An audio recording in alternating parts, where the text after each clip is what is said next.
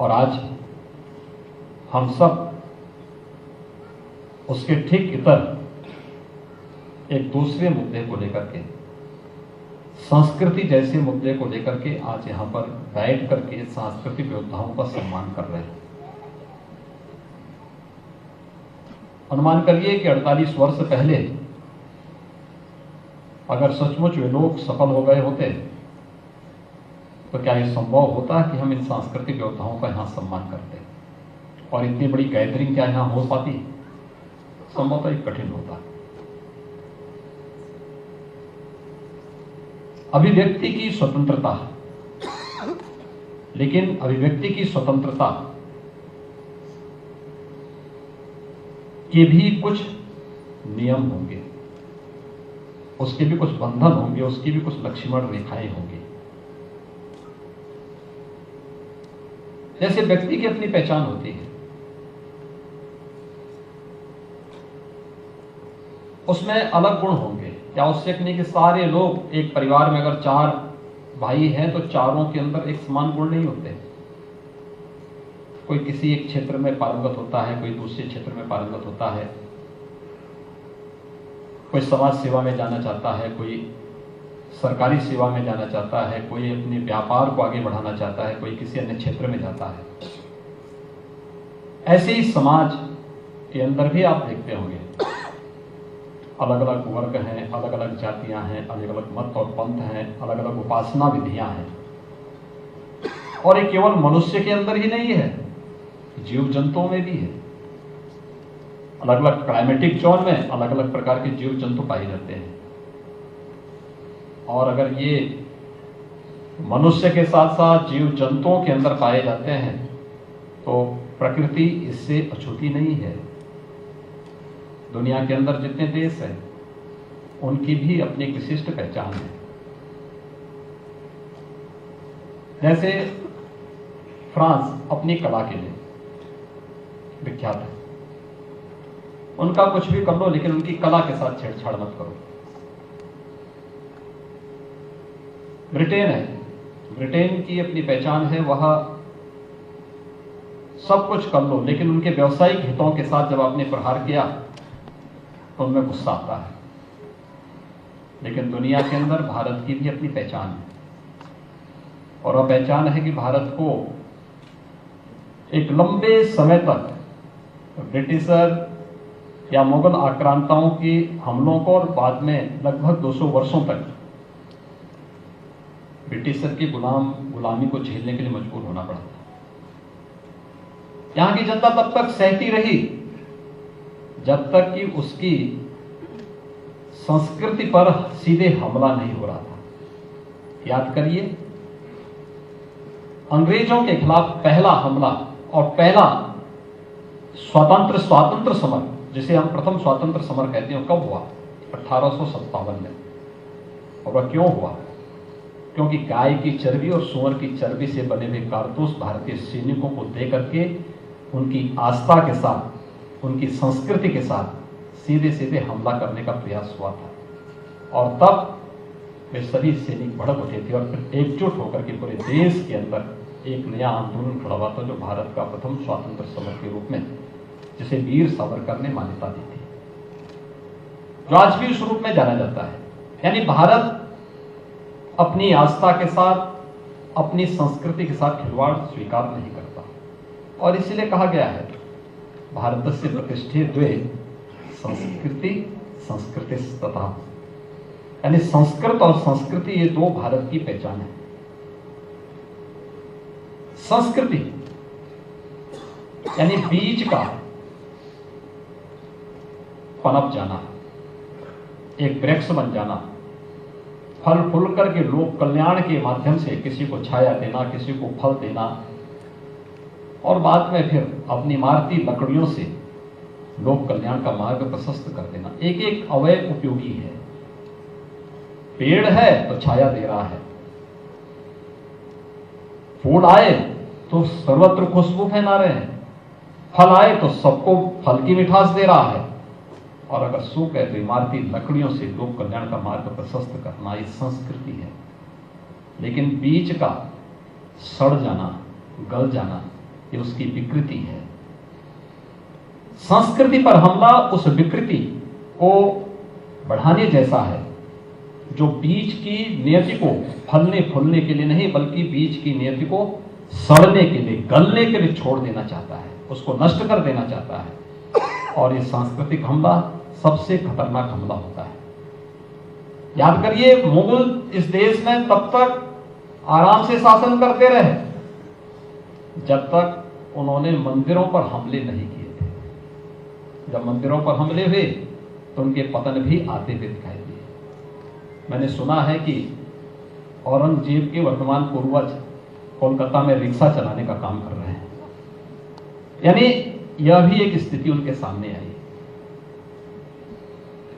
उन्होंने किसी समय दिल्ली के अंदर शासन किया था, देश को अपनी क्रूरता से एक भय के माहौल में बदलने का कार्य किया। लेकिन एक समय ऐसा भी आया जब उन्होंने भारत की संस्कृति पर हमला किया।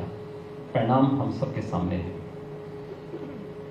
अलग विषय है, समय के अनुरूप चीजें बदलती गई, वे वापस आती गई। लेकिन महत्वपूर्ण है, जिसकी ओर अभी लोकसभा की पूर्व माननीय स्पीकर ने हम सबका ध्यान आकर्षित किया। हमले होंगे, और ऐसा नहीं कि पहली बार हो रहा है। देवासुर संग्राम इसी बात को लेकर था, धर्म और धर्म के बीच ही था, सत्य और असत्य के बीच में ही था, न्याय और अन्याय के बीच में हमेशा हुआ है। आप चले जाइए देवासुर संग्राम में, चले जाइए राम रावण के युद्ध में, आप चले जाइए महाभारत में, आप आ जाइए। ये लगातार हर कालखंड में, हर युग में ये हुआ है। अच्छे लोग भी होंगे, बुरे भी होंगे, लेकिन अच्छे लोगों को इस पूरे अभियान का हिस्सा बनना और इसके लिए जागरूकता,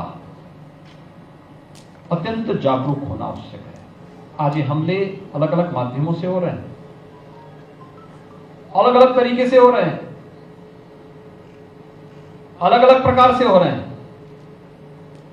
एक एवरेज है कि एक आदमी आज के दिन पे अपने स्मार्टफोन का जो उपयोग करता है ना, लगभग अपने अमूल्य समय में से 6 से लेके 8 घंटे का समय वह इसमें खर्च कर देता है। एवरेज 6 से 8 घंटा। अगर इस 6 से 8 घंटे में अगर वह किसी अच्छे कार्य के साथ जुड़ा हुआ है तब तो ठीक बात है, किसी एक मिशन के साथ जुड़ा हुआ है, किसी सकारात्मक पहल के साथ जुड़ा है, उसका बिजनेस है और मीडिया से जुड़ा हुआ है, वह किसी शैक्षणिक अभियान के साथ जुड़ा हुआ है, तब तो ठीक है। लेकिन अगर उससे इतर वह केवल दिन भर अपने स्मार्टफोन के साथ ही अपना समय खर्च कर रहा है, तो मुझे लगता है कि यह भी समाज के साथ एक अन्याय है। हमें सोचना होगा कि हम अपनी ऊर्जा का इस्तेमाल कहां पर करें, किस रूप में करें, समाज में कैसे सकारात्मकता और जागरूकता का हिस्सा आप भी बन सकते हैं, बहुत बड़े अभियान का हिस्सा आप भी बन सकते हैं। यह सांस्कृतिक, हमारी संस्कृति पर जो हमला हुआ है, यह हमला हो रहा है, वह डिजिटल माध्यम से हो, वह किसी अन्य माध्यम से हो, उसके तौर तरीके बदले हैं और उस तौर तरीकों को हमें समझना होगा। अरे आपने देखा होगा, हमारी पुलिस ने एक मामला पकड़ा है, स्मार्टफोन में गेमिंग के माध्यम से कन्वर्जन। बहुत बड़ा गिरोह है और कैसे वो संचालित होता था। गेम स्कूली टीनेजर्स के साथ उन्हें धीरे धीरे करके कैसे वहां लेकर के गए। इससे पहले एक और गिरोह का पर्दाफाश हुआ था, और मूक बधिर बच्चों को निशाना बनाते थे, मूक बधिर बच्चों को स्मार्टफोन दे करके, और उसी के माध्यम से उन्होंने इस अभियान को प्रारंभ किया। और उनका जो दायरा था केवल यूपी नहीं था, देश के 25-30 राज्यों तक वे लोग अपनी इस डायरी को फैलाए थे। टारगेटेड उनके हमले हो रहे थे, सभ्य परिवारों के साथ जुड़ करके फिर उनके माध्यम से, उनके बच्चों के माध्यम से इस परिवार में घुसपैठ करना, फिर उसके माध्यम से पूरी व्यवस्था को इसके साथ जुड़ना।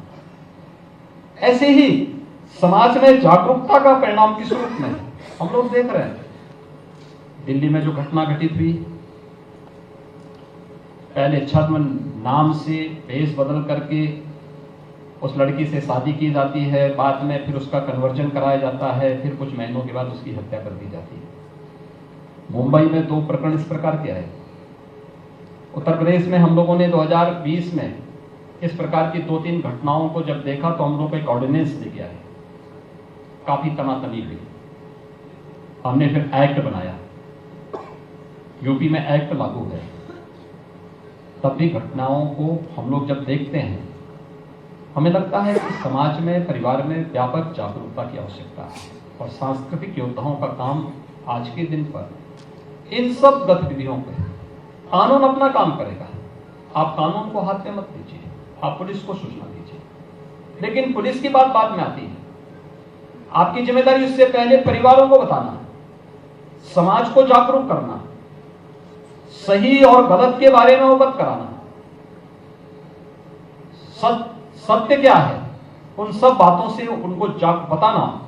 अगर हम जागरूकता के इस बड़े कार्यक्रम के साथ चलते हैं, बहुत बड़ी समस्या का समाधान हमारे सामने अपने आप होती हुई दिखाई देगी। लोगों को एक सकारात्मक मार्ग पर आगे बढ़ने के लिए प्रेरित करना पड़ेगा, और सकारात्मक मार्ग वही होगा जो बाद में जब हम इसमें कानून को अपने हाथ में लेते हैं तो याद करना, एक प्रकार से हम अपने हाथ में कानून को लेकर के उन लोगों की मदद कर देते हैं, क्योंकि उनके लिए बचाव का एक रास्ता खुल जाता है। कार्रवाई कानून को करने दीजिए, पुलिस को करने दीजिए, प्रशासन को अपने तरीके से उनसे निपटने दीजिए। हम समाज की जिम्मेदारी अपने ऊपर लें, हम समाज को समझाएं क्या रास्ते इसके निकल सकते हैं, कैसे ये सब घटनाएं घटित हो रही हैं, कैसे समाज का एक बड़ा तबका इस विकृति की ओर जाकर के पेड़ बनने के पहले ही वह सूख करके अपनी नियति को नष्ट करने की ओर कैसे अग्रसर हुआ है। यह हम सब के लिए एक बड़ी चुनौती है, और इस दिशा में हम सबको मिलकर के कार्य करना होगा। अलग अलग इसके पक्ष हैं, अलग अलग उसमें आप जाएंगे देखेंगे तो इसके बहुत सारी चीजें आपको समाज के अंदर देखने को मिलेंगी। और इसीलिए प्रधानमंत्री जी ने जब आजादी के अमृत महोत्सव के मुख्य महोत्सव को संबोधित करते हुए देश के नागरिकों को कहा था कि 1947 में भारत जब देश की आजादी का शताब्दी महोत्सव मना रहा होगा, तब हमें कैसा भारत चाहिए, उस समय भारत कैसा होना चाहिए। अगर एक समर्थ और शक्तिशाली भारत हमें चाहिए, एक विकसित भारत हमें चाहिए, तो पंचप्रण की बात उन्होंने कही थी। इस पंचप्रण में गुलामी के अंशों को सर्वथा समाप्त करना, गुलामी के अंश किसी भी रूप में हो जो मैं मानसिक दास्ता की ओर अग्रसर कर रहे हो, जिसके कारण हमारी संस्कृति पर प्रत्यक्ष और प्रत्यक्ष रूप से हमले हो रहे हो, उससे पूरी तरह से अपने आप को अलग करना। उससे किसी भी प्रकार का कोई संबंध हमारे पास हमारा न होना, हम विरासत, अपनी विरासत का सम्मान कर सके। हमें समझना होगा हमारी जो परंपराएं हैं, हमारी जो एक लंबा इतिहास है, ये हमारी गौरवशाली अतीत का हिस्सा है। उस पर गौरव की अनुभूति करते हुए आगे बढ़ना। हम तकनीक का उपयोग करें, लेकिन तकनीक का दास न बने। तकनीक का हम अपने अनुसार संचालन करेंगे, हम तकनीक के अनुसार नहीं चलने लग जाएंगे, और इसके अनुरूप हमें अपने आप को तैयार करना होगा। समाज में सभी लोगों को एक समानता के साथ आगे बढ़ने का अवसर देना। हर व्यक्ति को अपनी योग्यता, अपनी क्षमता के अनुरूप आगे बढ़ने का अवसर तो मिले, लेकिन साथ साथ नागरिक कर्तव्यों के प्रति भी हम लोगों को जागरूक कर सके। हमारे नागरिक कर्तव्य क्या होने चाहिए, समाज के प्रति मेरा दायित्व क्या है, राष्ट्र के प्रति क्या है, और सबसे पहले इसकी शुरुआत मैं अपने घर से प्रारंभ करूं। अपने गांव से, अपने मोहल्ले से प्रारंभ करो और फिर इस प्रक्रिया को आगे बढ़ा करके जब हम कार्य करेंगे, कोई कारण नहीं 1947 आते आते भारत दुनिया की एक विकसित महाशक्ति के रूप में स्थापित न हो जाए। 140 करोड़ लोगों को इस संकल्प के साथ जुड़ना होगा। और ये सांस्कृतिक योद्धा आज यहाँ पर 7 ऐसे सांस्कृतिक योद्धाओं का सम्मानित किया गया। आने वाले समय में आप भी इस अभियान के हिस्से बने, इस विश्वास के साथ मैं उदय माहुरकर जी को, जिनके बारे में ये कहा जाता है कि केंद्रीय सूचना आयुक्त के रूप में आरटीआई से जुड़े हुए सर्वाधिक मामलों का उन्होंने एक दिन में निस्तारण करने का और अपने पूरे कार्यकाल के दौरान भी बहुत अच्छी मेरिट के आधार पर उनके निस्तारण करने का उनके नाम पे रिकॉर्ड है। इस अवसर पर मैं हृदय से धन्यवाद देता हूं और विश्वास करता हूं कि यह अभियान निरंतरता को प्राप्त करें। आप सबके प्रति मेरी शुभकामनाएं। धन्यवाद। जय हिंद।